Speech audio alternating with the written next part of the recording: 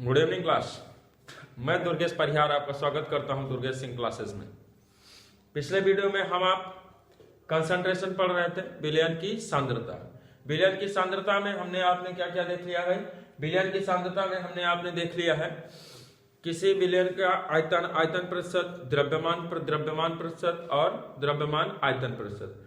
आज का हमारा टॉपिक है विलयन के कंसंट्रेशन में ही मोलरता। सबसे पहला टॉपिक कौन सा है? मोलरता, मोलारिटी। फर्स्ट टॉपिक हमारा कौन सा है? मोलारिटी। हिंदी में क्या कहेंगे इसको? मोलरता। क्या कह देंगे? मोलरता। मोलरता, मोलरता क्या होती है भैया? किसी भी विलयन के 1 लीटर आयतन में उपस्थित विलेय के मोलों की संख्या। किसी विलयन के 1 लीटर आयतन में उपस्थित विलेय के मोलों की संख्या विलयन की मोलरता कहलाती है। तो क्या लिखेंगे इसकी परिभाषा? किसी विलयन के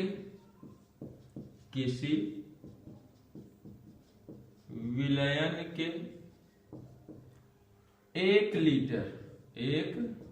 लीटर आयतन में उपस्थित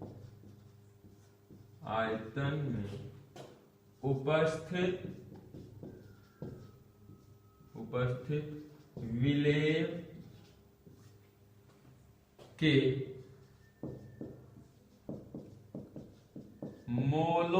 के मोलों की संख्या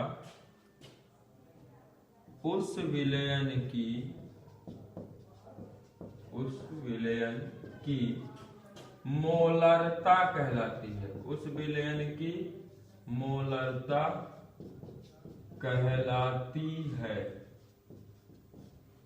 ठीक है, क्या कहलाती है? उस विलयन की मोलरता कहलाती है। फार्मूला क्या हो जाएगा? देखिए, मोलरता बराबर हो जाएगा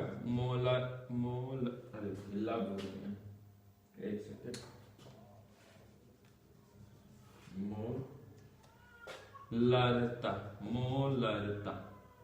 मोलरता बराबर क्या करा? 1 लीटर आयतन और उसमें क्या? विलेय के मोल। मोलरता बराबर हो जाएगा विलेय के मोल बटे विलयन का आयतन। ठीक है, किसमें होगा? लीटर। विलयन का आयतन लीटर में है। ठीक, तो मोलरता को हम आप डिनोट करते हैं कैपिटल M से और मोल को डिनोट करते हैं हम आप स्मॉल n से और आयतन को डिनोट करते हैं V से। बट V किसमें होगा? लीटर में। जब V हमारा लीटर में होगा तो अब देखिए n इक्वल्स क्या होता है? चूंकि n इक्वल्स हो जाता है, मोल बराबर क्या होता है भाई? मोल या मोलों की संख्या बराबर होता है भार। मोलों की संख्या को हम आप n से डिनोट करते हैं, भार को W से। तो यहाँ पे विलेय है तो विलेय के भार को हम क्या मान ले रहे हैं? WB। क्या मान ले रहे हैं? WB बटे विलेय का अणु भार बटे क्या? अणु भार को हम आप किससे डिनोट कर देंगे? MB। अणु भार को किससे डिनोट करेंगे? MB। तो n की जगह पे क्या लिख सकते हैं? WB by MB। तो हो गया हमारा M equals WB by MB into V in litre. V किसमें हो गया? लीटर में। बट कंडीशन ये है कि यदि आयतन ml में हो, आयतन किसमें हो? मिलीलीटर में। आयतन किसमें हम ले लें? मिलीलीटर। तो भैया मिलीलीटर को लीटर में बदलने के लिए 1000 से भाग देना पड़ेगा। तो इसी लीटर में हम क्या करेंगे? 1000 से यहाँ पे आयतन रखेंगे और इसी आयतन में क्या कर देंगे? 1000 से भाग। तो इसके बटे में 1000 करेंगे तो उसको हम क्या कर देंगे? ऊपर मल्टीप्लाई कर देंगे। तब क्या हो जाएगा? सॉरी, आपको नहीं दिखेगा भाई, यहाँ लिख रहे हैं, यहाँ लिख जाएगा। तो हो जाएगा M equals WB into 1000 upon MB into V। अब V किसमें हो गया? ml में हो गया। तो ये हमारा हो गया मोलरता का फार्मूला। क्या हो गया? मोलरता का फार्मूला। नोट कर लीजिए जल्दी से।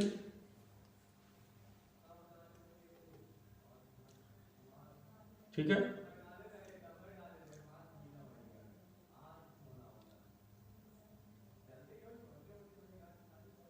ठीक कर लिए होंगे। और अगर आपको नोट करने में बहुत ज्यादा टाइम लग रहा है तो आप वीडियो को पॉज करके नोट कर लीजिए।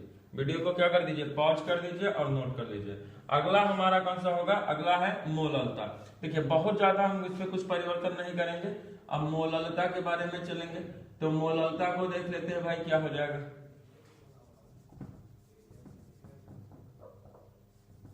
ठीक,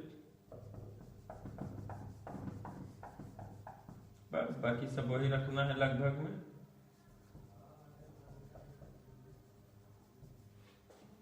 चलो इसको हम आप स्मॉल m से डिनोट करते हैं, तो इसको हटा देते हैं। तो मोललता क्या, मोलालिटी, क्या कहेंगे उसको, मोलालिटी, मोललता।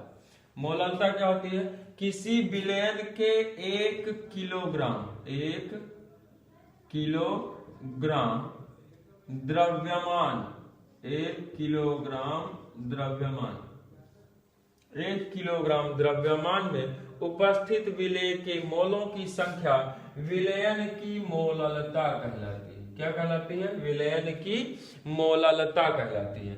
तो मोललता बराबर क्या हो जाएगा, विलेय के मोल बटे विलयन का द्रव्यमान। विलेय के मोल बटे विलयन का द्रव्यमान किसमें भाई, किलोग्राम में। द्रव्यमान किसमें, किलोग्राम में। तो यहाँ पे हम इसको किससे डिनोट करते हैं, इसको स्मॉल m से डिनोट किया जाता है। तो यहाँ पे हम क्या रखेंगे, द्रव्यमान को हम आप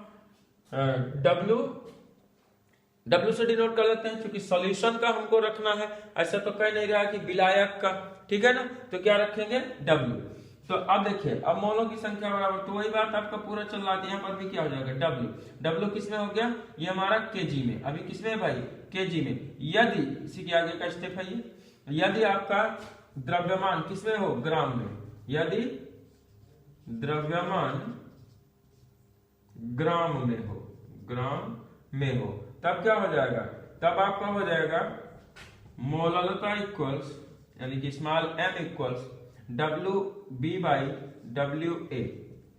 इसको WA लिख लेते हैं, ठीक है। WA किसमें हो गया, अब ग्राम में। ठीक, तो ये फार्मूला हमारा बन जाए किसके लिए, मोललता के लिए। किसका बन गया भाई, मोललता। तो मोललता क्या हो गया, किसी विलयन के 1 किलोग्राम द्रव्यमान में उपस्थित विलेय के मोलों की संख्या, किसी विलयन के 1 किलोग्राम द्रव्यमान में उपस्थित विलेय के मोलों की संख्या विलयन की मोललता कहलाती है। विलयन की मोललता कहलाती है। नोट कर लीजिए जल्दी से, किसी विलयन के 1 किलोग्राम द्रव्यमान में उपस्थित विलेय के मोलों की संख्या उस विलयन की मोललता कहलाती है।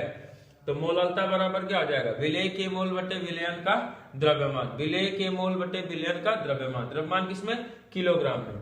तो मोललता इक्वल्स क्या होगा, N/WA। WA क्या है भाई, यहाँ पे विलायक का द्रव्यमान है, विलायक का द्रव्यमान।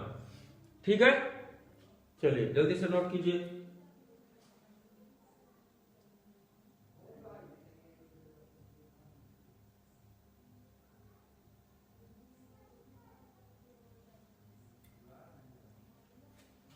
और विलयन की बजाय हम इसको क्या ले सकते हैं, विलायक भी ले सकते हैं। तो ज्यादातर हमको आपको विलायक का ही रखना पड़ेगा, तो आप इसको भी दिमाग में रखेंगे।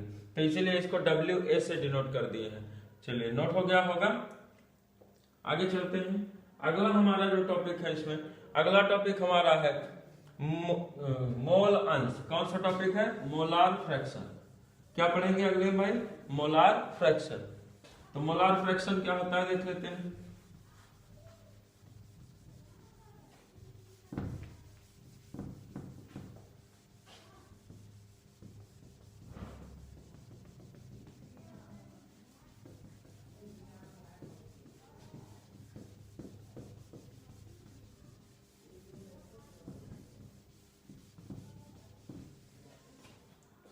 क्या देखेंगे, मोल प्रभाज।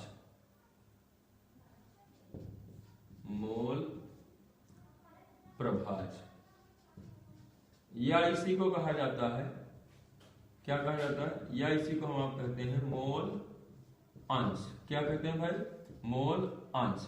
अंग्रेजी में क्या कहेंगे, मोलर फ्रैक्शन। क्या कहेंगे, मोलर फ्रैक्शन। ठीक, फ्रैक्शन से ही समझ में आ रहा होगा कि अनुपात, ठीक है ना, क्या समझ में आ रहा है, अनुपात।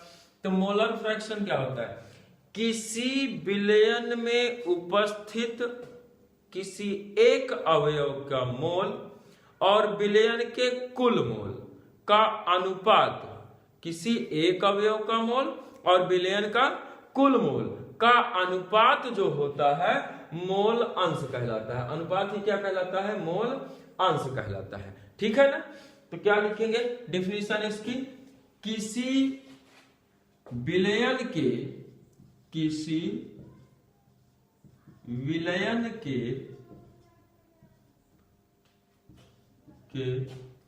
किसी अवयव का, किसी अवयव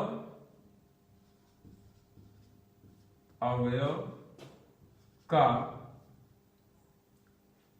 किसी विलयन के किसी अवयव का, अवयव के मोल, अवयव के मोल तथा विलयन के कुल मोल, विलयन के कुल मोल का अनुपात मोल अंश या मोल प्रभाज कहलाता है। मोल अंश कहलाता है, मोल अंश कहलाता है। बिल्कुल कंसंट्रेट माइंड से आप इसको समझते चलेंगे। चलिए मान लेते हैं, माना किसी विलयन का, किसी विलयन के अवयव ए व बी हैं, जिनके मोल क्रमशः एन, कैपिटल ले लें, कोई दिक्कत नहीं होगा चाहिए, एन ए व एन बी है। तो एक एक का निकालते चलेंगे। अवयव ए का मोल अंश, किसका भाई, अवयव ए का मोल अंश, ए का मोल अंश, ए का मोल अंश क्या मिलेगा, ए का मोल अंश, इसको हम आप मोल अंश को डिनोट करते हैं एक्स से। किससे डिनोट करते हैं, एक्स से। तो एक्स ए हो जाएगा, तो क्या हो जाएगा, ए के मोल बटे विलयन के कुल मोल, विलयन के कुल मोल। ठीक, रखेंगे वैल्यू सब। तो x A is equal to n a upon n A plus N b. क्या मिल गया, n a upon n A plus N b. ठीक है, तो अवयव बी का चलेंगे तो क्या हो जाएगा भाई, अवयव बी का मोल अंश, मोल अंश क्या हो जाएगा, इसको और ज्यादा भी सरल करेंगे। और ज्यादा सरल करने का मतलब समझिए कि एन इक्वल्स क्या होता है, एन इक्वल्स क्या हो जाएगा, डब्ल्यू बाई एम। तो ए की जगह पे W A by M B क्या हो जाएगा भाई, W A by M B. ठीक है, sorry M A, W A by M A. और इसका क्या हो जाएगा, W B, sorry W A ही है पहले आपका, W A by M A plus W B by M B. ये हो गया। अब देखिए आप इसको अगर और ज्यादा सरल करेंगे तो ये एम ए और एम बी जो है आपका कहां चला जाएगा, ये एम ए नीचे, तो इसको और ज्यादा भी आप अभी सरल कर सकते हैं। ठीक है ना, एलसीएम वगैरह लेकर के आप इसको हल कर सकते हैं। तो ये हमारा हमको मिल गया। अब एक्स बी निकालेंगे, क्या निकालेंगे, एक्स बी। तो एक्स बी इक्वल्स निकालेंगे तो क्या हो जाएगा, ए की मोल की बजाय बी के मोल, तो बी के मोल क्या है, एन बी, और बटे में विलयन के कुल मोल, तो एन ए प्लस एन बी। तो इसको भार के पद में रखेंगे तो डब्ल्यू B by mb upon wa upon ma plus wb by mb। ठीक है, अब दोनों के लिए आप देखिए, जबकि हमारा फार्मूला होता है भैया, सूत्र क्या होता है इसका, एक तो अलग से होता है, नियम में कहा गया देखिए अगर दो ही अवयव होंगे तो इनका अनुपात, तो कंप्लीट अगर हम लेंगे तो उसको एक मानेंगे, तो एक में हमारा कुछ भाग इसका होगा और कुछ भाग इसका होगा, तो दोनों के भागों का जो योग मिलेगा वो हमको क्या मिलेगा, एक मिल जाएगा। जैसे देखिए क्या मिलता है, हल करके देखते हैं, एक्स ए व एक्स बी, समीकरण इसको हम बना लेते हैं 1 इस वाले को, और इसको बना लेते हैं समीकरण 2। तो समीकरण 1 व 2 से 2 को जोड़ने पर, दोनों को जोड़ देते हैं, देखते हैं क्या मिलता है भाई। हटाएं, चलिए इसको हटा देते हैं, नोट कर दिए होंगे आप। क्या करें, समीकरण 1 व 2 दोनों को जोड़ दें।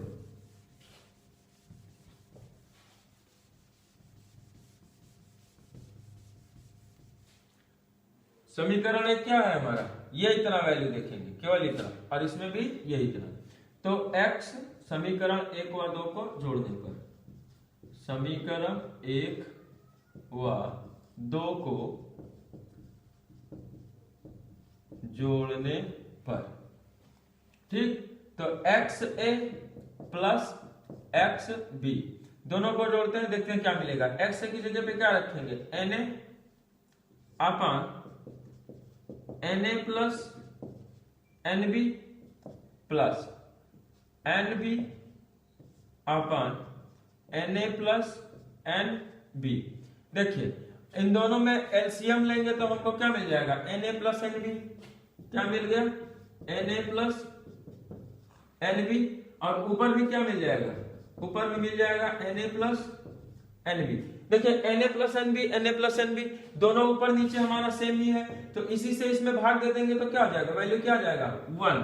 तो हमको देखिए एक छोटा सा सूत्र मिल गया, क्या मिल गया भाई, x a plus x B is equal to 1। क्या मिल गया, x a plus x B is equal to 1, यानी कि यहां से हमको मिल गया, क्या मिला है निष्कर्ष, अर्थात किसी विलयन के, अब इसको हटा देते हैं, इसका काम नहीं है, समझिए, किसी विलयन के समस्त अवयवों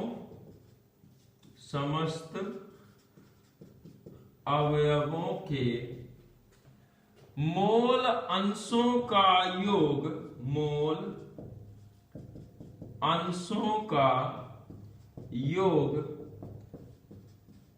सदैव एक होता है। क्या होता है, एक होता है, एक होता है। ये हमारा हो गया कौन सा इक्वेशन, इक्वेशन नंबर 3। ठीक है, जब इक्वेशन 3 है तो थोड़ा सा इधर उधर पक्षांतर करके देखते हैं, तो तब X A from equation 3, X A is equal to 1 minus X B and X B is equal to 1 minus X A. ये हमको अलग से एक निष्कर्ष मिल गया। तो इस तरीके से हम आप किसी भी विलयन का क्या निकाल सकते हैं, मोल अंश निकाल सकते हैं। नोट कर लीजिए जल्दी से,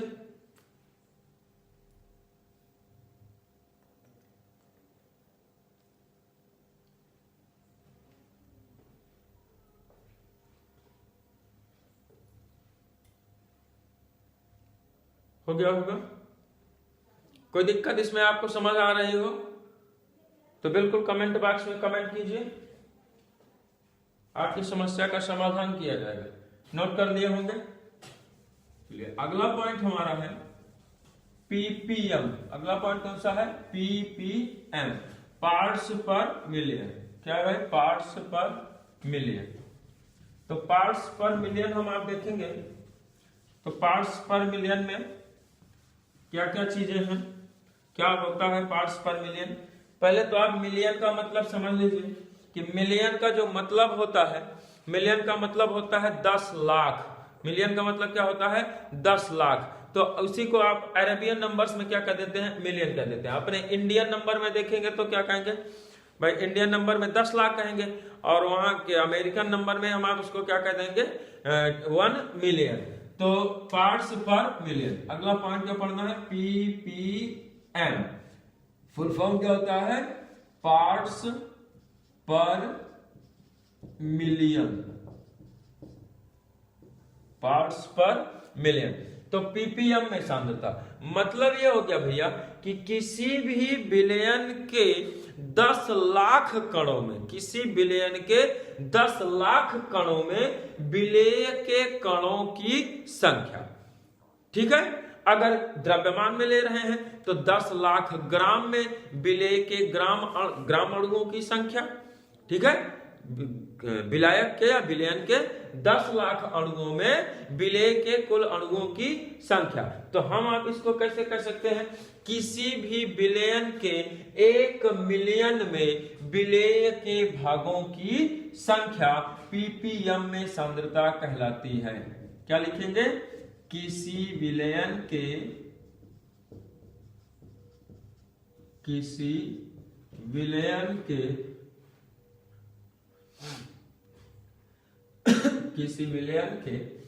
1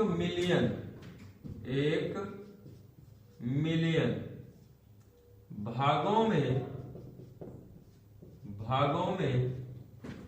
उपस्थित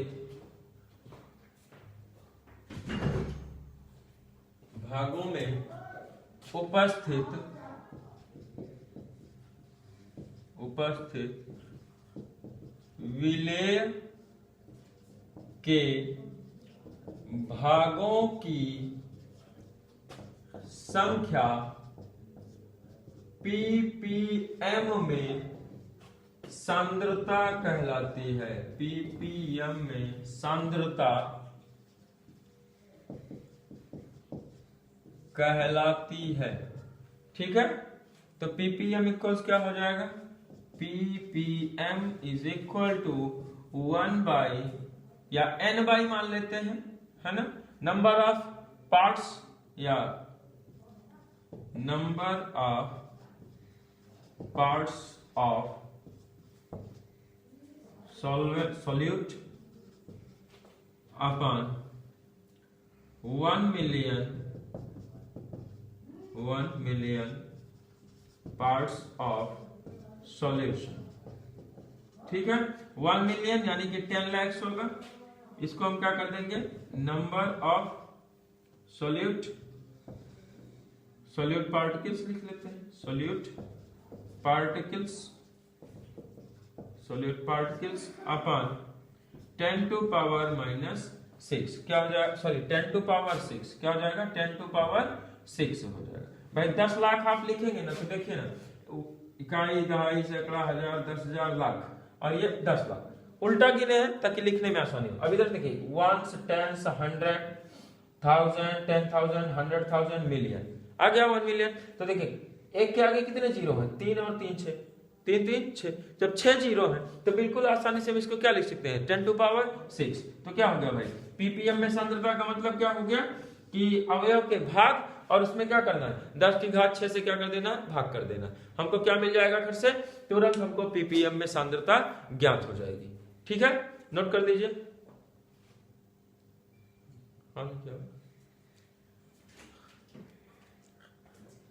अगर आपको वीडियो पसंद आया है और आप चैनल को पहली बार देख रहे हैं तो चैनल को सब्सक्राइब करें, बेल आइकन दबाना बिल्कुल ना भूलें।